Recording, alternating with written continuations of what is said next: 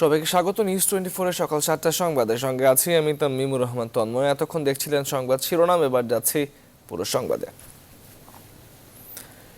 চারদিকে শুধুই প্রতারণা। গেল 5 বছরে শুধু সিআইডি প্রায় 5,500 জাল জালিয়াতি ও প্রতারণার মামলা তদন্ত করেছে। র্যাব প্রতারণার অভিযোগে 362টি অভিযান করেছে, অর্থাৎ পরিসংখ্যান বলছে প্রতারণা এখন মহামারী পর্যায়ে পৌঁছেছে। অপরাধ বিজ্ঞানীরা বলছেন রাজনৈতিক পৃষ্ঠপোষকতা আর বিচারহীনতার কারণেই প্রতারণা বাড়ছে। আর টিআইবির দাবি চুনোপুটিদের দিয়ে টানা হেঁচড়া হচ্ছে আর রাঘব বোয়ালরা রয়েছে নিরাপদে। বিস্তারিত আশিকুর রহমান শ্রাবণের প্রতিবেদনে। সংঘবদ্ধ একটি প্রতারক চক্র আন্তর্জাতিক ই কমার্স ব্র্যান্ড আলিবাবার নাম ব্যবহার করে প্রতারণায় নেমেছিল। ফেসবুকে ডিলারশিপের বিজ্ঞাপন দিয়ে শত শত মানুষের কাছ থেকে কয়েক কোটি টাকা হাতিয়ে নিয়েছে ভুয়া প্রতিষ্ঠানটি। প্রতারণার স্বার্থে বেশ কয়েকবার অফিসও বদল করেছে। বেশ কয়েক বছর সফলভাবে প্রতারণার পর অবশেষে ধরা পড়েছে র্যাবের হাতে। পরিসংখ্যান বলছে 2015 থেকে 2019 সাল পর্যন্ত পুলিশের অপরাধ তদন্ত বিভাগ সিআইডি 5,300 জাল জালিয়াতি ও প্রতারণার মামলা তদন্ত করেছে। গেল এক বছরে র্যাপিড অ্যাকশন ব্যাটালিয়ন প্রতারণার অভিযোগে 362টি অভিযান করেছে, যেখানে গ্রেপ্তার হয়েছে 920 জন, মামলা হয়েছে 375টি। প্রায় 2 কোটি টাকার জাল স্ট্যাম্প, কোর্ট ফি, স্ট্যাম্প তৈরি সরঞ্জাম সহ সিআইডির হাতে প্রতারক চক্রের একজন সক্রিয় সদস্য ধরা পড়েছে। এরকম আরও বেশ কয়েকটি চক্র সক্রিয়। বিশ্লেষকরা বলছেন প্রতারণা মূলত 5টি বিষয়ে বেশি হয়, যার মধ্যে অন্যতম জমি জমা, চাকরি আর বিদেশ যেতে ইচ্ছুকদের নিয়ে। এই ধরনের অপরাধগুলোর সাথে এক ধরনের রাজনৈতিক আঘাত থাকে। আইনের ফাঁকফোকর দিয়ে এবং রাজনৈতিক ক্ষমতা ব্যবহার করে দেখা যাচ্ছে যে সাধারণ মানুষ এই অপরাধগুলো করে যাচ্ছে। টিআইবি বলছে প্রতারণা আর দুর্নীতিকে পৃষ্ঠপোষকতা করছে এক শ্রেণীর প্রভাবশালী, যার ফলে বাস্তবায়ন হচ্ছে না জিরো টলারেন্স। দুর্নীতির ব্যাপকতা এবং গভীরতা সেটি কিন্তু ঘটে গেছে সেটা বলা যাবে না, বরং ঘটতে দেয়া হয়েছে। রাজনৈতিক সদিচ্ছা আমি যদি ধরে নেই অবশ্যই রয়েছে, কিন্তু সেটি বাস্তবায়নের যাদের উপর দায়িত্ব সেই পর্যায়গুলিতে কিন্তু রাজনৈতিক সদিচ্ছার ঘাটতি প্রয়োগের ক্ষেত্রে শুধুমাত্র চুনোপুটি টানা হেঁচড়া হয়। সেটি বাস্তবে যারা রুই কাতলা রাঘব বোয়াল তারা ধরাছোঁয়ার বাইরে থেকে যান। এই যে যার ফলে দুর্নীতি করলে যে শাস্তি পেতে হয় সেই দৃষ্টান্তটা স্থাপিত হয়নি। অনুসন্ধান ও পরিসংখ্যান দুটোই বলছে দেশে যে পরিমাণ প্রতারণার ঘটনা ঘটে তার খুব সামান্য অংশই বিচারের আওতায় আসছে। প্রতারণা ও দুর্নীতি প্রতিরোধে প্রয়োজন জনসচেতনতা আর রাজনৈতিক সদিচ্ছা। আশিকুর রহমান শ্রাবণ, নিউজ 24, ঢাকা। ঢাকা 5 উপনির্বাচনের ভোট আজ সকাল 9টা থেকে শুরু হবে ভোট নেওয়া। 187 কেন্দ্রে উপনির্বাচনের ভোট নেওয়া হবে। নির্বাচনে সুষ্ঠু ও শান্তিপূর্ণ পরিবেশ বজায় রাখতে 14 জন নির্বাহী হাকিম দায়িত্ব পালন করবেন। থাকবে র্যাব, বিজিবির সতর্ক পাহারা। ভোটের সময় ইভিএম মেশিনে কোনো গোলযোগ তৈরি হলে অতিরিক্ত ইভিএম মেশিন ব্যবহার হবে। এই উপনির্বাচনে মূল প্রতিদ্বন্দ্বী প্রার্থী হলেন আওয়ামী লীগের কাজী মনিরুল ইসলাম ও বিএনপির সালাউদ্দিন আহমেদ। নির্বাচনের আরো খবর জানাতে এখন সরাসরি যুক্ত হচ্ছেন আমাদের সহকর্মী হাসান পারভেজ। হাসান পারভেজ,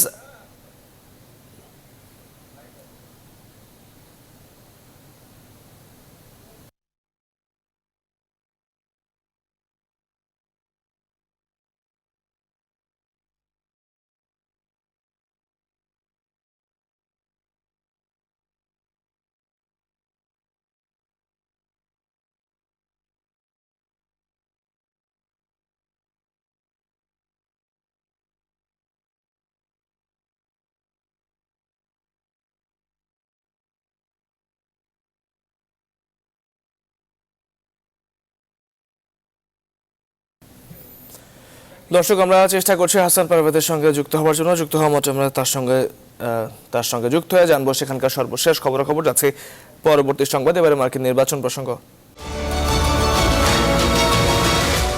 দর্শক, মার্কিন প্রেসিডেন্ট নির্বাচন সম্পর্কে জানাতে এই মুহূর্তে আমাদের সঙ্গে সরাসরি যুক্ত আছেন সহকর্মী সুলতানুর রহমান। সুলতানুর রহমান, শুভ সকাল। জানতে চাই আপনার কাছে যুক্তরাষ্ট্র নির্বাচনের সর্বশেষ কি খবর আছে আপনার কাছে?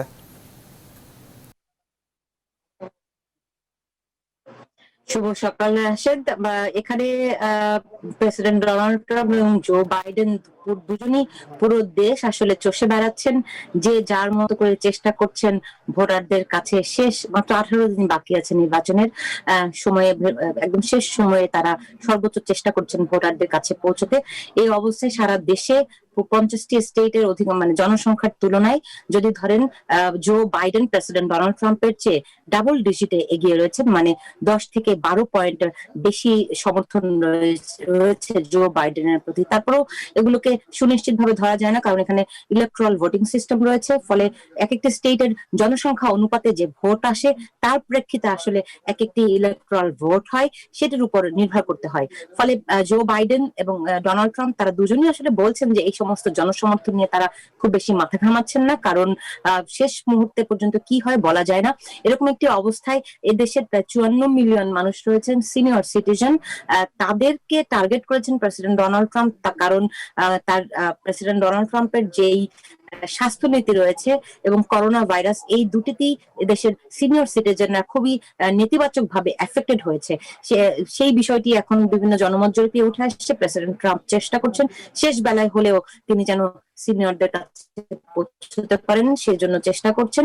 অন্যদিকে জো বাইডেন তিনি তার যে ইস্যুস গুলো রয়েছেন, অ্যাফোর্ডেবল কেয়ার, তার অভিবাসী ইস্যু, এগুলো মানুষকে নতুন করে পৌঁছে দেওয়ার চেষ্টা করছেন এবং তিনি মনে করছেন যে প্রেসিডেন্ট ডোনাল্ড ট্রাম্প তার অর্থনৈতিক কর্মকাণ্ডের, অর্থনৈতিক উন্নয়নের যে ফিরিস্তি দেন, তিনি যদি নির্বাচিত হন সেই ক্ষেত্রে আসলে দেশকে তিনি অর্থনৈতিক ভাবে আরো অনেক বেশি সমৃদ্ধির দিকে নিয়ে যেতে পারবে। তিনি এই বিষয়টিকে নতুন করে সামনে নিয়ে আসছেন। এরকম একটি অবস্থায় বেশ কয়েকটি স্টেটে ভোট শুরু হয়েছে, মানুষ আগাম ভোট দিচ্ছে। কোথাও কোথাও মানুষ 7 থেকে 8 ঘন্টা লাইনে দাঁড়িয়ে ভোট দিচ্ছে।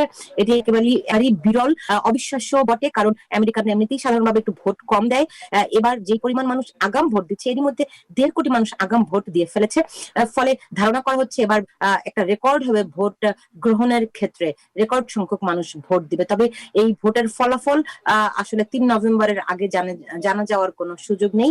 সবাই এখন অপেক্ষায় আছেন, যে যেভাবে পারছেন ভোট দেওয়ার চেষ্টা করছেন এবং 2 প্রার্থী আসলে সারা দেশ চষে বেড়াচ্ছেন। রাশেদ।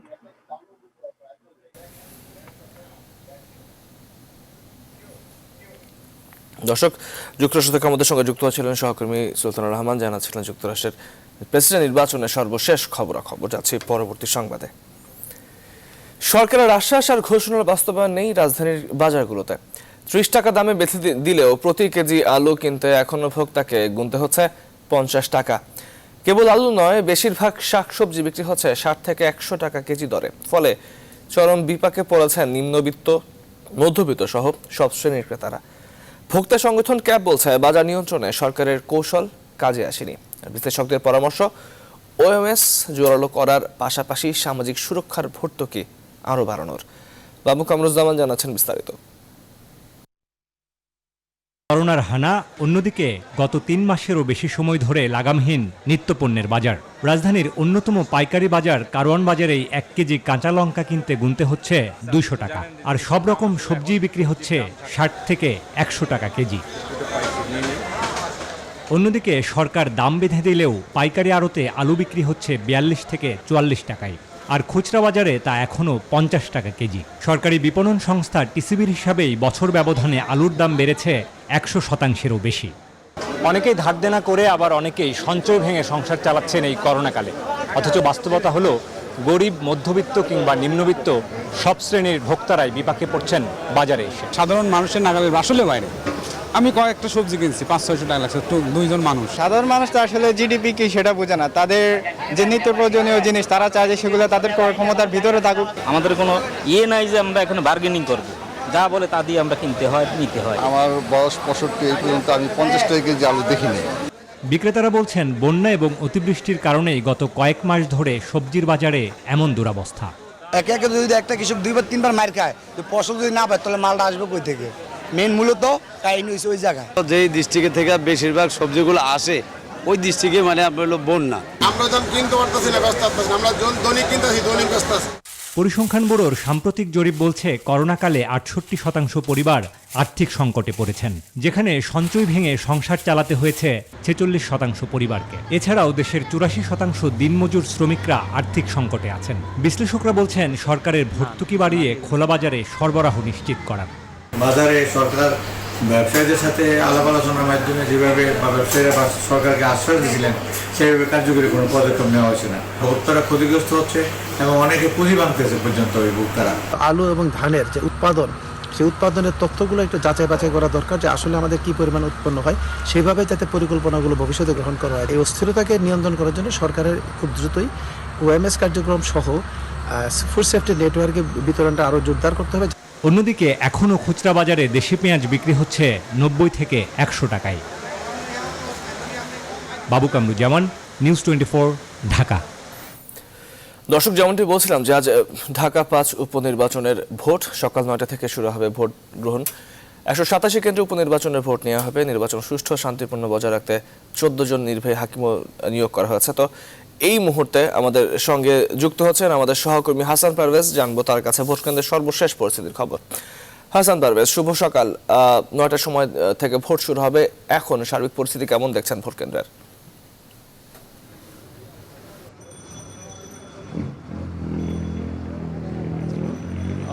তন্ময়, ৯টার সময় ভোট শুরু হবে আপনি বললেন, সেই ক্ষেত্রে এখন পর্যন্ত ভোটের যে ভোটারদের আনাগোনা সেটা কিন্তু এখনও শুরু হয়নি। তবে নির্বাচনী যারা কর্মকর্তা, যারা ভোট গ্রহণটি সম্পন্ন করবেন কিংবা প্রার্থী যারা এজেন্ট, সেই তারা কিন্তু মোটামুটি আসতে শুরু করেছে। একই সঙ্গে আপনি জানিয়ে রাখতে চাই সজল, তন্ময়, সেটি হলো যে এবারে যে নির্বাচন হচ্ছে ঢাকা ৫ আসনের উপনির্বাচন, সেই উপনির্বাচনে ইভিএমে ভোট হবে। প্রতিটি কেন্দ্রে কেন্দ্রে কি ইভিএম গতকালই পৌঁছে গেছে সেটি কিন্তু নির্বাচন কমিশনের পক্ষ থেকে জানানো হয়েছে এবং একই সঙ্গে প্রতিটি কক্ষে একটি করে ইভিএম দেওয়া হয়েছে। যদি কোনো কারণে ইভিএম সমস্যা হয় সেক্ষেত্রে বাড়তি ইভিএম রাখা হয়েছে। এছাড়া প্রতিটি কেন্দ্রে একজন করে টেকনিক্যাল পার্সন রেখেছেন নির্বাচন কমিশন, যেন কোনো কারণে যদি ইভিএমের সমস্যা হয় বা সমস্যা দেখা দেয় সেক্ষেত্রে টেকনিক্যাল পার্সন ইভিএমটি মেশিন সেটি দেখাশোনা করবেন বা ঠিক করবেন। সেটি হচ্ছে যে এবারের যে একজন যিনি সংসদ সদস্য ছিলেন তার মৃত্যুতে আসনে শূন্য হওয়ার পরে নির্বাচন কমিশন এই উপনির্বাচনের দিনটি বা তারিখটা আজকে ঠিক করে। এই আজকে যে উপনির্বাচন হতে যাচ্ছে ঠিক ৯টার সময় ভোট গ্রহণ শুরু হবে। এখানে এবারে প্রতিদ্বন্দ্বিতা করছেন ৬ জন প্রার্থী। আওয়ামী লীগ, বিএনপি, জাতীয় পার্টি সহ অন্যান্য 3টি দলের প্রার্থী আছেন। তারা মোটামুটি তাদের সঙ্গে গতকালই কথা হয়েছে। তারা বলছেন যে তারা সুষ্ঠু নির্বাচন হলে সবাই বলছে যে নিজ নিজ জয় ব্যাপারে আশাবাদী। তবে একটি বিষয় তন্ময় যেটা বলে শেষ করতে চাই তন্ময়, সেটি হচ্ছে যে এখন পর্যন্ত আওয়ামী লীগের যিনি প্রার্থী আছেন তার এজেন্ট বা তার লোকজন আমরা ভোট কেন্দ্রের সামনে দেখছি, কিন্তু বিএনপির এখন পর্যন্ত লোকজনকে আমরা দেখিনি। তবে যেহেতু কেবল 7টা বাজে, 9টার সময় আছে, এখন প্রায় 2 ঘন্টা সময় আছে, হয়তো বা আমরা তাদেরকেও দেখতে পাবো এবং পরবর্তীতে যে নিউজ বুলেটিন আছে সেখানে আমরা আপনাদেরকে আরও বিস্তারিত জানাতে পারবো। তন্ময়। হাসান পারভেজ, আপনাকে ধন্যবাদ আমাদের সঙ্গে যুক্ত হয়ে সেখানকার সর্বশেষ খবরাখবর জানাবার জন্য। যাচ্ছে পরবর্তী সংবাদে। অপুষ্টির হার কমিয়ে আনার ক্ষেত্রে ধারাবাহিক উন্নতি অব্যাহত থাকায় ক্ষুধা মুক্তির লড়াইয়ে গত 1 বছরে বড় অগ্রগতি হয়েছে বাংলাদেশের। International food policy research institute শুক্রবার চলতি বছরের যে বিশ্ব ক্ষুধা সূচক প্রকাশ করেছে তাতে 160টি দেশের মধ্যে বাংলাদেশের অবস্থান উঠে এসেছে 75তম অবস্থানে। গেল বছর এই সূচক 117টি দেশের মধ্যে বাংলাদেশের অবস্থান ছিল 88তম। তার আগের 3 বছর বাংলাদেশের অবস্থান ছিল 86, 88 ও 90 নম্বরে। কেবল সূচকের অবস্থানের অগ্রগতি নয়, যে 4 মাপকাঠিতে বিচার করে গ্লোব হাঙ্গার ইন্ডেক্স করা হয় তার সবগুলোতেই গেলবারের তুলনায় বাংলাদেশ এগিয়েছে।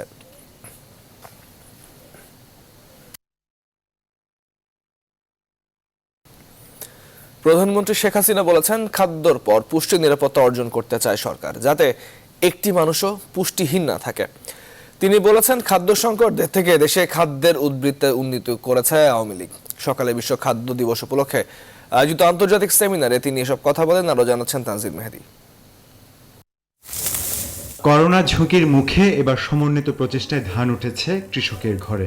বন্যা দুর্যোগের মধ্যেও চাল উৎপাদন হয়েছে চাহিদা মাফিক। বৈশ্বিক সংকটেও খাদ্য ঘাটতিতে পড়েনি বাংলাদেশ। শুক্রবার বিশ্ব খাদ্য দিবসে আয়োজিত আন্তর্জাতিক সেমিনারে উঠে আসে এসব প্রসঙ্গ।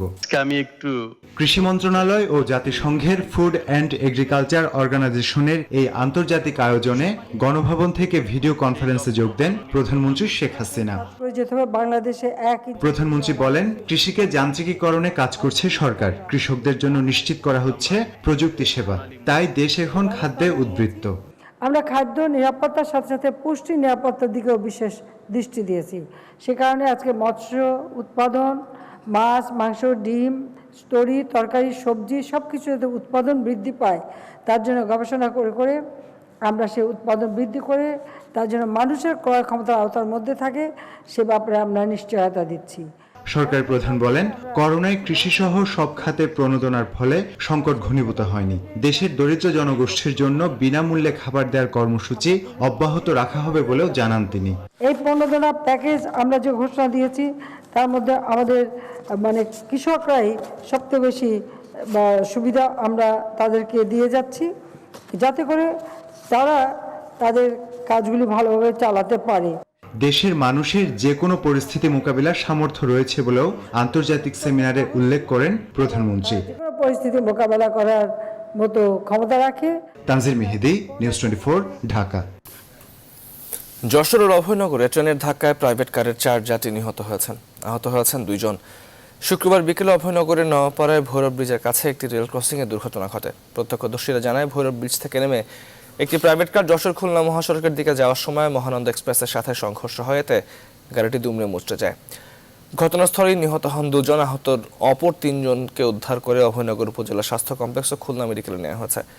এদের মধ্যে এক শিশু উপজেলা স্বাস্থ্য কমপ্লেক্সে এবং আরও একজন খুলনায় মারা যান।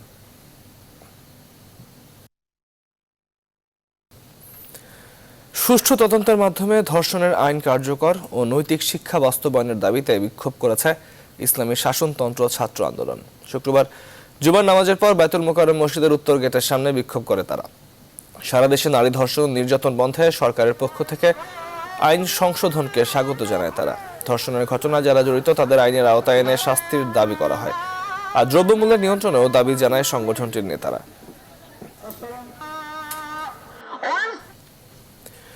সরকারের পক্ষ থেকে যা বলা হয় বিচারিক আদালতে তার প্রতিফলন হয় বলে মন্তব্য করেছেন বিএনপি স্থায়ী কমিটির সদস্য গয়েশ্বরচন্দ্র রায়।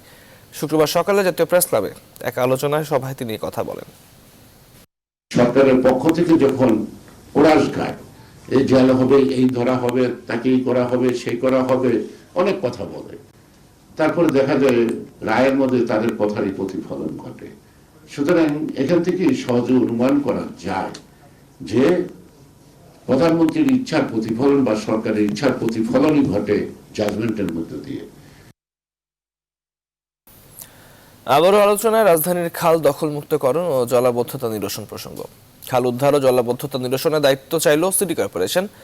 টানা 10 বছরের পর নতুন করে 3 বছরের দায়িত্ব পাওয়া ওয়াসার এমডি তাকসিম কেন মনে করেন ঢাকার সমস্যা নিরসনে একক ক্ষমতা দরকার সিটি কর্পোরেশনের। পরিস্থিতিতে নগরবিদরা বলছেন, কোনো একক সংগঠন নয়, নগরবাসীর স্থায়ী সমস্যার সমাধানে সেবা সংস্থাগুলোর সমন্বয়ে কোনো বিকল্প নেই। সজল দাস জানাচ্ছেন বিস্তারিত। টিভি, ফ্রিজ, বিছানার তোষক সহ দৈনন্দিন ব্যবহারের নানা সরঞ্জাম সবই মিলবে এখানে। না, কোনো সুপার শপ নয়। কদিন আগে ঢাকা উত্তর সিটি কর্পোরেশনের খাল পরিষ্কার অভিযানে গোদাবাড়ি খাল থেকে মেলে এসব। খাল দখল, জলাবদ্ধতা শব্দগুলো রাজধানীবাসীর কাছে নতুন নয়। সম্প্রতি এই সমস্যা সমাধানে দায়িত্ব পালন নিয়েও ওঠে নানা প্রশ্ন। নানা আলোচনা সমালোচনার পরও আবারও 3 বছরের জন্য ঢাকা ওয়াসার দায়িত্বে তাকসিমে খান। শুক্রবার নিজের 10 বছরের সফলতা এবং সামনের লক্ষ্য সবাইকে জানাতে সংবাদ সম্মেলন করেন তিনি।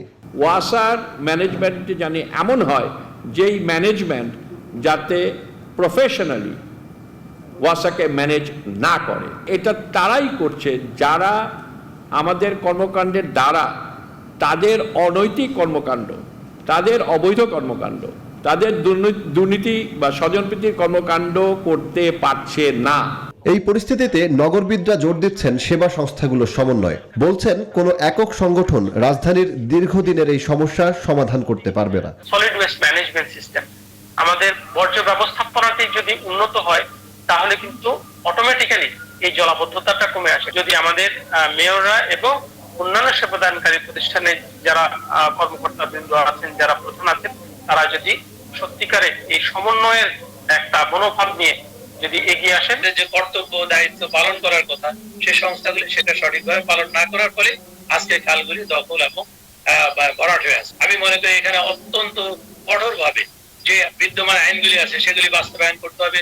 এছাড়া কাজের ক্ষেত্রে স্বচ্ছতা ও জবাবদিহিতা নিশ্চিতের কথাও বলছেন বিশেষজ্ঞরা। Sajal Das, news 24, Dhaka. Mega satellite city limited নামে এক MLM প্রতিষ্ঠান 12,000 গ্রাহকের কাছ থেকে প্রায় 300 কোটি টাকা হাতিয়ে নিয়েছে। এই চক্রের 5 প্রতারককে গ্রেপ্তার করেছে PBI ঢাকা মেট্রো দক্ষিণ। বৃহস্পতিবার রাতে নারায়ণগঞ্জের এক অফিস থেকে গ্রেপ্তার করা হয় তাদেরকে। সংস্থা বলছে মূল হোতা সহ এখনো পলাতক রয়েছে 9 জন। ভুক্তভোগীরা জানান প্রতি লাখে 6,000 টাকা মুনাফা আর 1 বছর পর ওই 1 লাখ টাকা নারায়ণগঞ্জে জমি দেওয়ার কথা বলে নেওয়া হতো প্রতিষ্ঠানটির কাছ থেকে। মৌ খন্দকার জানাচ্ছেন বিস্তারিত। MLM প্রতিষ্ঠান মেগা স্যাটেলাইট সিটি লিমিটেডের ডিরেক্টর সহ 5 প্রতারক গ্রেফতার হয়েছে এমন সংবাদ পেয়ে এভাবেই ভুক্তভোগী গ্রাহকরা ভিড় করেন বনশ্রী PBI অফিসের সামনে। ভুক্তভোগীরা জানান প্রতিষ্ঠানটি প্রতি লাখে 6,000 টাকা মুনাফা দিবে বলে আমানত সংগ্রহ করত। আর নারায়ণগঞ্জের বিভিন্ন এলাকায় তাদের অনেক জমি আছে, যেখান থেকে প্রতি লাখ টাকায় জমি দেওয়ার আশ্বাস দিয়ে হাতিয়ে নিয়েছে কোটি কোটি টাকা। যে হাসিনুল ইসলাম জয় এ নামে মাত্র জাতীয় পার্টির চেয়ারম্যানের উপদেষ্টা, আসলে এ একটা প্রতারক। এখানে প্রতিষ্ঠান খুলে আমাদের আজকে গরিবের কোটি কোটি টাকা যার যতটুকু সম্বল ছিল সমস্ত সম্বল এখানে ছেড়ে দিয়েছে। তোরা মাননীয় প্রধানমন্ত্রীর কাছে বিচার দিছিস, দেখি মন্ত্রী কিভাবে তোদের টাকা দেয়, যা শেখ হাসিনার কাছে যা। পুলিশ বলছে প্রতিষ্ঠার পর থেকে 4 বার নাম পরিবর্তন করেছে প্রতিষ্ঠানটি। মূলত এই চক্রের টার্গেট ছিল অবসরপ্রাপ্ত সরকারি কর্মকর্তা। চক্রটি প্রায় 12,000 লোকের কাছ থেকে 300 কোটি টাকা হাতিয়ে নিয়েছে বলে প্রাথমিকভাবে ধারণা করলেও টাকার পরিমাণ আরও বাড়বে। আমরা বিভিন্ন টেকনোলজি ইউজ করে তার লোকেশনগুলো আমরা পাচ্ছি, বাট ফিজিক্যালি গেলে আমরা ধরতে পারছি না। সে মেসেজটা কোনোভাবে পেয়ে গিয়েছে এবং সে মানে আনস্টেবল, কোথাও স্টে করছে না। টাকা পাচার হয়েছে কিনা এটা আমরা পরবর্তী তদন্ততে আসবে, আমরা এটা নিয়ে আসবো যে টাকাগুলো কোথায় গিয়েছে, সে কিভাবে টাকাগুলো এখান থেকে সরিয়েছে বা কোথাও পাচার হয়েছে কিনা। এই শত শত কোটি টাকা কোথায় রয়েছে, বিদেশে পাচার রয়েছে কিনা তা খতিয়ে দেখা হচ্ছে। এছাড়া মূল আসামি সহ কাদের মদদে এরা প্রতারণা করেছে তাদের ধরতে অভিযান অব্যাহত আছে বলেও জানিয়েছে PBI। মৌ খন্দকার, নিউজ 24, ঢাকা। বারবার লক্ষ্য পেছাচ্ছে ঢাকা এলিভেটেড এক্সপ্রেসওয়ে প্রকল্পের। 9 বছরে 4 দফা পেছালো এর সময়সীমা। পুরো প্রকল্প শেষে টার্গেট এখন 2023 সাল। আর প্রকল্প পরিচালক জানিয়েছেন 2021 সালের ডিসেম্বরে রাজধানীর বিমানবন্দর থেকে তেজগাঁও পর্যন্ত অংশ যান চলাচলের জন্য খুলে দেওয়া হবে। প্লাবন রহমান জানাচ্ছেন বিস্তারিত। শুরু থেকেই নানা চড়াই উতরাইয়ের মধ্য দিয়ে এগুচ্ছে ঢাকা এলিভেটেড এক্সপ্রেসওয়ে প্রকল্প। অর্থের জটিলতা কেটে যাওয়ার পর গতি বাড়লেও প্রত্যাশা অনুযায়ী এগোয়নি এই প্রকল্পের কাজ। করোনার কারণে প্রায় 3 মাস বন্ধ থাকলেও এখন আবার গতি পাচ্ছে এক্সপ্রেসওয়ে প্রকল্প।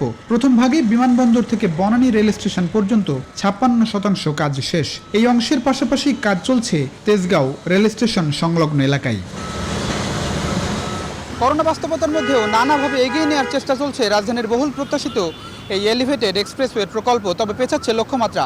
গত অক্টোবরে বনানী পর্যন্ত খুলে দেওয়ার লক্ষ্য থাকলেও এখন প্রস্তুতি চলছে একেবারে বিমানবন্দর থেকে এই তেজগাঁও রেলগেট পর্যন্ত খুলে দেওয়ার। তবে সেটি খুলে দেওয়ার লক্ষ্যমাত্রা 2021 সালের ডিসেম্বরে। সে লক্ষ্য বাস্তবায়নে প্রকল্প এলাকায় স্বাস্থ্যবিধি মেনে চলছে কর্মযজ্ঞ। 2021 সালের ডিসেম্বর নাগাদ বিমানবন্দর থেকে তেজগাঁও রেলগেট পর্যন্ত 11 কিলোমিটার এলিভেটেড অংশের কাজ শেষ হবে বলে আশাবাদী প্রকল্প পরিচালক। তেজগাঁও রেল ক্রসিং পর্যন্ত প্রায় 10.5 কিলোমিটার কাজ সম্পন্ন করতে তারা যে প্রোগ্রাম দিয়েছে সেই অনুযায়ী ডিসেম্বর 2021-এর মধ্যে সমাপ্ত হবে এবং তারা এটা যানবাহনের জন্য মুক্ত করবে। 2011 সালে ভিত্তিপ্রস্তর স্থাপনের সময় প্রকল্প শেষের সময়সীমা ছিল 2017 সাল, কিন্তু নানা জটিলতায় বাস্তবে কাজই শুরু হয় 2016 সালে। তখন টার্গেট ছিল 2018 সালের ডিসেম্বর। প্রত্যাশা মতো কাজ না হওয়ায় নতুন সময়সীমা ঠিক হয় 2022 সালের জুন, কিন্তু তাতেও শেষ হচ্ছে না প্রকল্প। আরেক দফা পিছিয়ে এখন ঢাকা এলিভেটেড এক্সপ্রেসওয়ে শেষের নতুন লক্ষ্য 2023 সালের জুন মাস। আমাদের যে টার্গেট অনুযায়ী আমরা 2023 জুনে শেষ হওয়ার কথা, আমরা সেই লক্ষ্যে আগাচ্ছি। আশা করা যায় আমাদের প্রজেক্ট যেটা ঢাকা এলিভেটেড এক্সপ্রেসওয়ে, এটা আমরা ইনশাল্লাহ 2023 জুনে সম্পন্ন করতে হবে। প্রায় 19.73 কিলোমিটার দীর্ঘ এই উড়াল সড়কে বিভিন্ন জায়গায় ওঠানামার জন্য থাকছে 31টি র্যাম্প। সব মিলিয়ে 46.73 কিলোমিটার দীর্ঘ এই এক্সপ্রেসওয়ে নির্মাণ শেষ হলে রাজধানীর যানজট সহনীয় হবে বলেই ধারণা দিচ্ছেন প্রকল্প সংশ্লিষ্টরা। প্লাবন রহমান, নিউজ 24, ঢাকা। সংবাদের রিপোর্ট জানিয়েছি বিরতির সঙ্গেই থাকুন আর সংবাদে ফিরছি বিরতির পরেই। বিরতির পর স্বাগত আরও একবার দেখছেন নিউজ 24 সংবাদ। অর্ধেক আসনে দর্শক বসার শর্তে শুক্রবার থেকে খুলে দেওয়া হলো সিনেমা হল, কিন্তু দীর্ঘ 7 মাস পর সিনেমা হল খুললেও সেই অর্থে নেই মুক্তিপ্রাপ্ত চলচ্চিত্র। এমনকি খুলেনি ঢাকার বড় বড় সিনেমা হলগুলো। শ্যামলী, বলাকা, অভিসার, মধুমিতা সহ রাজধানীর প্রায় সবগুলো সিনেমা হলই ছিল বন্ধ। চলচ্চিত্র সংশ্লিষ্টরা বলছেন, উদ্যোগ না থাকায় নতুন সিনেমা পাওয়া যায়নি। আর আর্থিক ক্ষতির ঝুঁকি থাকায় হল মালিকেরা সিনেমা হল খুলতে চাইছেন না।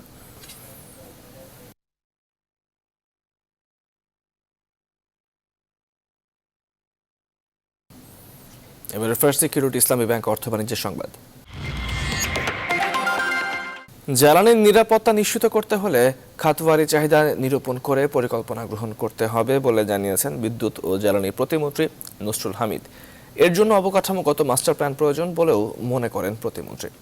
গেল দিন সকালে ইঞ্জিনিয়ার্স ইনস্টিটিউটে আয়োজিত এক সেমিনারে ভার্চুয়ালি যুক্ত হয়ে তিনি এসব কথা বলেন। তিনি বলেন, সময়মতো প্রযুক্তি বান্ধব হতে না পারলে কাঙ্ক্ষিত লক্ষ্য পূরণ সম্ভব নয়। তাই দক্ষ মানব সম্পদ উন্নয়নের উপর গুরুত্ব আরোপ করেন তিনি। বলেন, ঢাকা শহরের গ্যাস ব্যবস্থাপনায় অটোমেশন পদ্ধতি চালু করা হবে।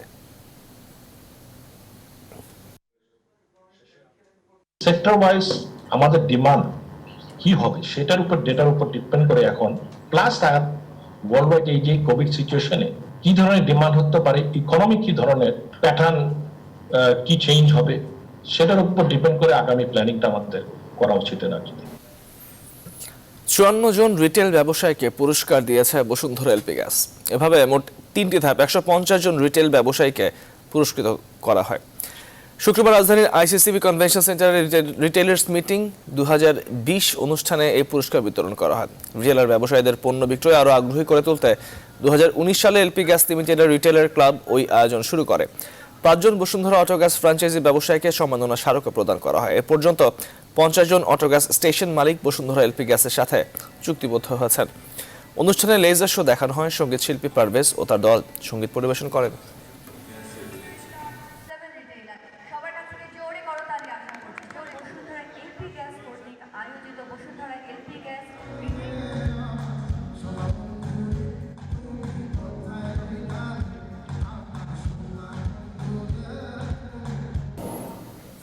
থাইল্যান্ডে সরকার বিরোধী বিক্ষোভকারীদের বিক্ষোভের মুখেও পদত্যাগ করতে নারাজ প্রধানমন্ত্রী প্রায়ুথ চান-ও-চা।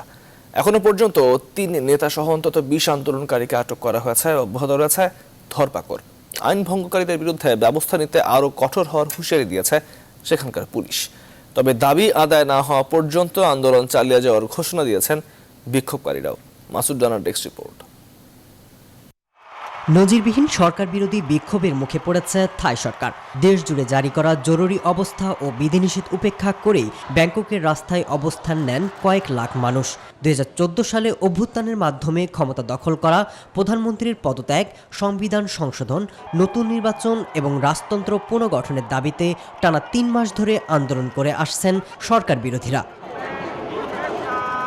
বিক্ষোভের মুখে বৃহস্পতিবার সরকার জরুরি অবস্থা জারি করলেও নিষেধাজ্ঞা উপেক্ষা করে বিক্ষোভকারীরা ব্যাংককে বিশাল বিক্ষোভ সমাবেশ করেছে। শুক্রবার মন্ত্রিসভায় এক জরুরি বৈঠকের পর পদত্যাগ করতে অস্বীকৃতি জানায় থাই প্রধানমন্ত্রী। আমরা জনগণকে এই জরুরি অবস্থার বিধিনিষেধ লঙ্ঘন না করার ব্যাপারে সতর্ক করে দিচ্ছি, আর আমি পদত্যাগ করছি না। এই জরুরি অবস্থা 30 দিনের জন্য বহাল রাখা হচ্ছে। জরুরি অবস্থা জারির পরপরই সরকার বিরোধী আন্দোলনের বেশ কয়েকজন নেতা, মানবাধিকার আইনজীবী, ছাত্রনেতাকে গ্রেপ্তার করে পুলিশ। এখন পর্যন্ত 3 নেতাসহ অন্তত 20 আন্দোলনকারীকে আটক করেছে স্থানীয় পুলিশ। তবে দাবি আদায় না হওয়া পর্যন্ত আন্দোলন চালিয়ে যাওয়ার ঘোষণা দিয়েছে বিক্ষোভকারীরা। মাসুদ রানা, নিউজ 24। সংবাদের রিপোর্ট জানিয়েছে আরও একটি বিরতির সঙ্গেই থাকুন। বিরতির পর স্বাগত আরও একবার। আপনারা দেখছেন নিউজ 24 সংবাদ। এবারে নিউজ 24 প্রবাসের খবর। কুয়েতে ফ্লাইট চালুর অপেক্ষায় আছেন করোনা ভাইরাসে আটকে পড়া প্রবাসীরা।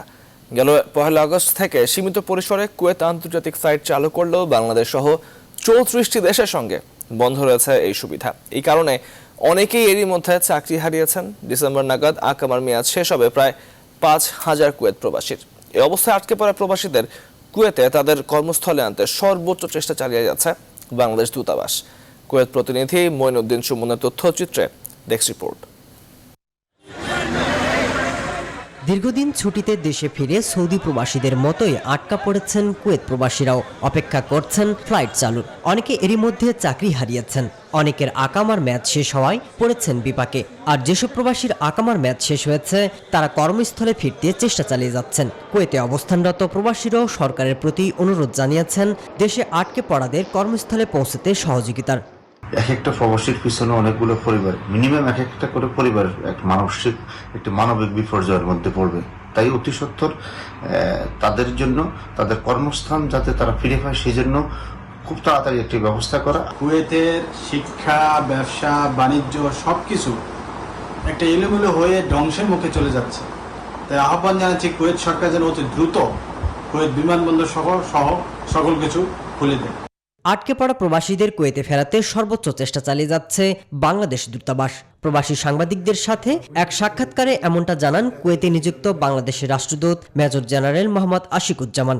এখন আমরা যেটা করেছি, প্রত্যেকটা জিনিসের মধ্যে আমরা দুটো জিনিস নেওয়ার চেষ্টা করেছি, কবে তার আকামা শেষ হয়ে যাবে এবং তার রেসপেক্টিভ কোম্পানিতে বা কফিলের কাছে কত টাকা তার ডিউজ আছে। এই ডাটাবেসটা আমরা অলরেডি পেয়েছি। আমরা প্রবাসী মন্ত্রণালয়ে এটা পাঠিয়েছি কিছু সাজেশন দিয়ে, যদি ফ্লাইট চালু হয় তাহলে যেন তারা ওইভাবে প্রায়োরিটি বেসে যাদের ভিসা শেষ হয়ে যাবে তারা যেন আগে আসতে পারে, এরকম কিছু গাইডলাইন আমরা দিয়েছি। বর্তমানে দেশে আটকে পড়া প্রবাসীদের সংখ্যা প্রায় 14,000-এর বেশি। এর মধ্যে এ বছরের ডিসেম্বরের মধ্যে আকামার মেয়াদ শেষ হতে যাচ্ছে প্রায় 5,500 প্রবাসীর। Desk report, news 24। সংবাদের রিপোর্ট জানিয়েছে আরও একটি বিরতি, সঙ্গেই থাকুন। বিরতির পর স্বাগত আরও একবার দেখছেন নিউজ 24 সংবাদ। এবারে নিউজ 24 স্পোর্টস। বিসিবি প্রেসিডেন্টস কাপের চতুর্থ ম্যাচে আজ মাহমুদুল একাদশের মুখোমুখি হচ্ছে নাজমুল একাদশ। প্রথম দেখায় 4 উইকেটের জয় পাওয়ায় এই ম্যাচেও আত্মবিশ্বাসী নাজমুলরা। দলের উইকেটকিপার ব্যাটসম্যান নুরুল হাসান সোহান দলের পারফরমেন্সকে বলেছেন ইতিবাচক। মিরপুরের শেরেবাংলায় ম্যাচ শুরু হবে আজ দুপুর 1:30টায়।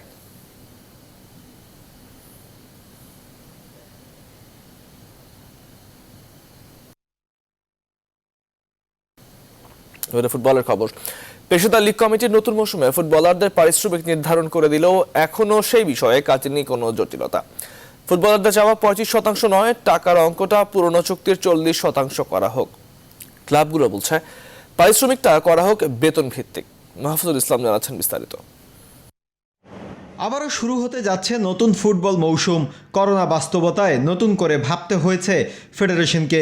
সেই ধারাবাহিকতায় 19 ডিসেম্বর শুরু হচ্ছে মৌসুম। ফুটবলারদের পারিশ্রমিক জটিলতা নিরসনে কয়েক দফা বৈঠকের পর এসেছে সিদ্ধান্ত। শেষ পর্যন্ত ফুটবলাররা পাচ্ছেন পুরনো মৌসুমের চুক্তির 35% অর্থ। এই পারিশ্রমিক নিয়েও ফুটবলারদের মনে আছে নানান যদি কিন্তু প্রশ্ন। তাদের মতে ফেডারেশন সভাপতির সঙ্গে বৈঠকে 40% পারিশ্রমিকের যে আলোচনা হয়েছিল সেটি পূরণ হয়নি লীগ কমিটির সভা শেষে। প্রেসিডেন্ট বলেছিল যে ক্লাবগুলো 40% দেওয়ার রাজি আছে, আমি রাজি করাবো, তো তোমরা কি বলো, তোমরা কি সব প্লেয়াররা এগ্রি কি না? সেখানে এগ্রি হয়েছিলাম 40% হলে আমাদের জন্য ভালো হয়। আর একটু ভালোভাবে ডিসিশন নেক, আমাদের অন্তত হলো 40% জন্য প্লেয়ারদের জন্য করে দেয় আর কি। ক্লাবগুলোর আছে নানান বক্তব্য। পুরো বিষয়টি নিয়ে আরও বেশ কিছু জটিলতা সামনে আসতে পারে বলে মন্তব্য অনেকের। আবার কেউ কেউ দাবি করেছেন নতুন মৌসুমের পারিশ্রমিকটা দেয়া হোক মাসিক বেতন ভিত্তিতে। সেই নিয়মের বাস্তবায়ন চান তারা। আমরা মাসিক হিসাবে হলে আমাদের জন্য সুবিধা। আমরা কিন্তু বিগ টিম গঠন করতে পারিনি। আমরা কয়েকটা টিম আছে যে আমরা একটা মধ্যবিত্ত টিম আমরা গঠন করি। আমরা চাই যে মাসিক ভিত্তিতে যদি আমরা ওই টাকাটা দিতে পারি প্লেয়ারদের, আমাদের ক্লাবের জন্য ভালো। আমরা এই কয়েকদিনের মধ্যে কি ফরেন প্লেয়ার আনতে পারবো, কি ফেডারেশন আমাদেরকে হেল্প করবে, আসলে এগুলো আমি অবগত না। সেই জন্য আমি অনেক কিছু বলতে পারতেছি না যে এই টোটাল জিনিসটা কি ক্লাব এটা ম্যানেজ করতে পারবে কিনা এই সময়ের মধ্যে। পেশাদার লীগকে ন্যূনতম পেশাদারি জায়গায় আনতে চ্যাম্পিয়নশিপ লীগকে পেশাদারি কাঠামোয় আনার বিকল্প নেই বলে জানান তারা। মাহফুজুল ইসলাম, নিউজ 24, ঢাকা। দর্শক, শেষ করছে এখনকার নিউজ 24 সংবাদ। সঙ্গে থাকবার জন্য এতক্ষণ ধন্যবাদ সবাইকে।